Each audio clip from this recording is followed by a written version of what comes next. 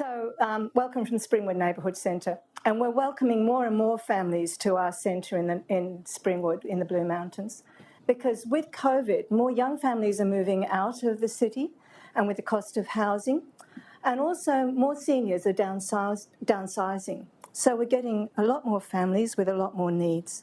In fact, the 2024 survey of the Blue Mountains seniors found that 46% of seniors in the Blue Mountains live on their own, and of those, 17% have recently moved to the mountains. 28% of those report being significantly lonely. They might see their families perhaps once every 3 months because of the distance.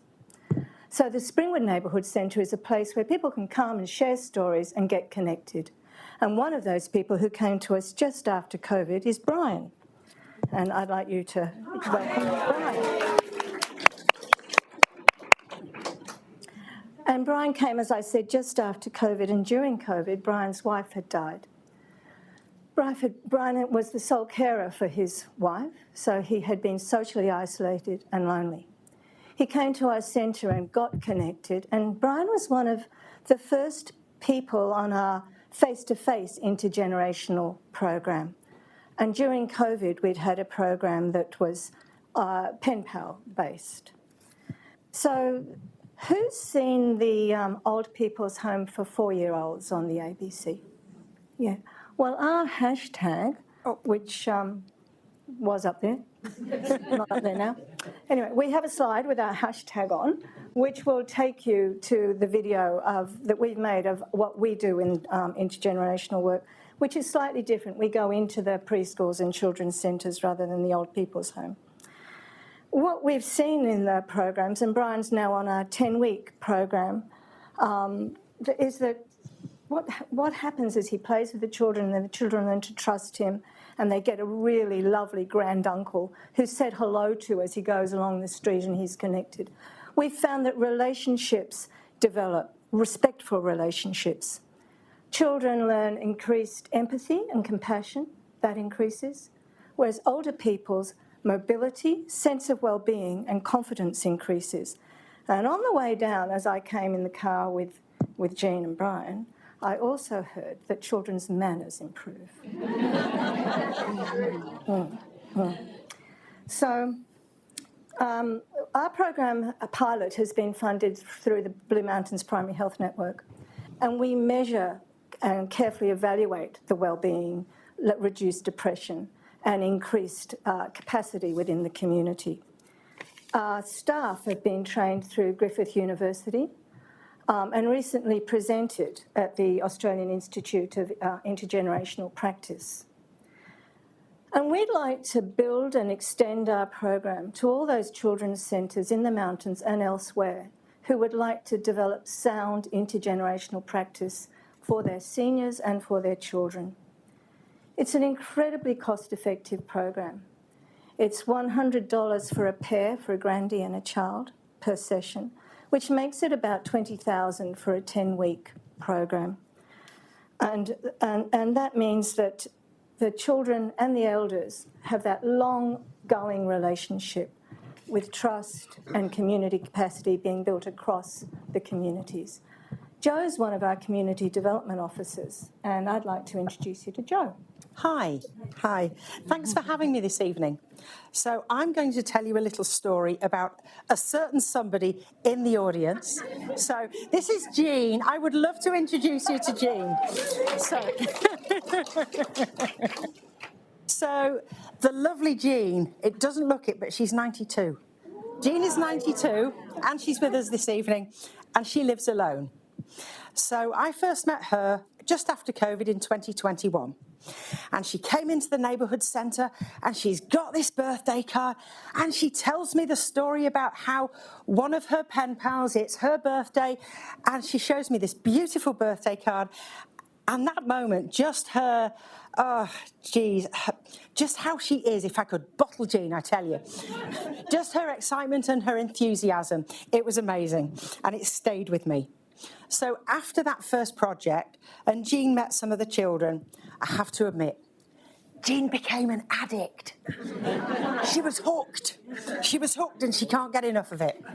Jean comes to all our intergenerational sessions. She comes to sessions at the preschool, sessions that we run with the local library, and it's just been amazing for Jean.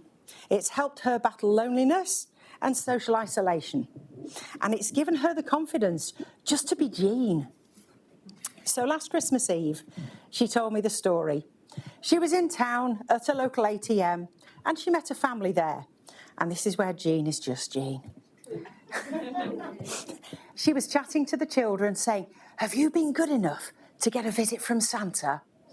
And then thinking that she should actually introduce herself to the mother, she told her who she was, and the mother replied, "You're not Jean from our preschool, are you?" Well, it actually turns out that Jean had been writing to, let's say, Ellie, her daughter, and she found out that she likes ballet. So Jean had recently been to the ballet, so she thought she would give her a programme and the ticket stubs. And I'm going to do this one without crying. So Jean, they were really, really touched by Jean's thoughtfulness and the effort that she went to. And Jean, I would say, now has at least 3 or 4. She's now a surrogate grandparent to several families, you know. So I encourage you to meet her at the end. She's amazing. And I'm so proud of her. She is. The connections that she makes, and I would call her one of our honour graduates. And there are so many special moments. I could go on ad infinitum, but I've just got a couple of quotes to leave you with. So as the children come into the room, one lady actually overheard some of the children, and one of them was going, that one over there, she's mine."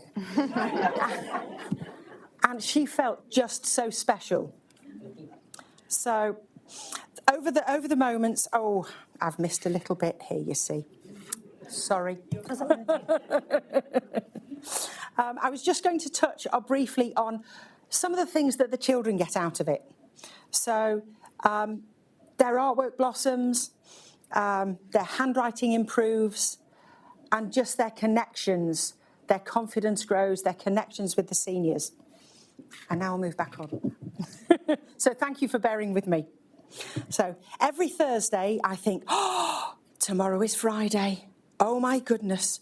And I check my watch every 30 minutes until it happens. I walk away from the sessions feeling lifted. That's the best way I can describe it. And in the immortal words of our Jean, who was a little teary-eyed one day when she received a handmade birthday card, I wouldn't miss it for the world. So what we're asking for tonight is it costs $12,000 for a basic program. Sorry, $20,000 for a basic program. $30,000 for a program that allows us to add more creativity and exploration of play. The issue is that with the funding that we've got, we won't be able to keep repeat addicts on our programs because of our wait list. So we're asking for $20,000 to $30,000, but we're also asking you to find your neighbourhood centre in your community. And every community really has a neighbourhood centre or a community centre. It's Neighbourhood Centre Week this week. Have a look, introduce us. Let's have a chat about building intergenerational learning across New South Wales. Thank you.